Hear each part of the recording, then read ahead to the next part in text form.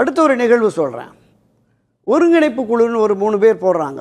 புரட்சித் தலைவர் எம்ஜிஆர் காலத்திலிருந்து அரசியலில் பயணப்பட்ட எம்பி எம்எல்ஏவாக இருந்த திரு கேசி பழனிசாமி, திரு ஜேசிடி பிரபாகர், அதிமுகவுடைய பிரச்சாரகராக செய்தி தொடர்பாளராக பணியாற்றிய மரியாதைக்குரிய சகோதரர் புகழேந்தி, இந்த 3 பேரும் இந்த மாதிரி 2 பக்கமுமே ஒருங்கிணைப்பு ஒன்றிணைப்புன்னு பேசுகிறாங்க. இல்லை, நாங்கள் ஒரு மீடியேட்டராக இருந்து 2 தரப்பையும் அணுகி ஒன்றிணைக்கும் முயற்சியில் ஈடுபடுறோம் அப்படின்னு ஒரு பத்திரிகையாளர் சந்திப்பு நடத்துகிறாங்க. அடுத்த நாள் சேலத்தில் செய்தியாளர்கள் மரியாதைக்குரிய திரு எடப்பாடி பழனிசாமியை சந்தித்து கேட்குறாங்க, இந்த மாதிரி ஒருங்கிணைப்பதற்காக ஒரு 3 குழு வருதே, அப்படி குழு வந்தால் நீங்கள் சந்திப்பீங்களா?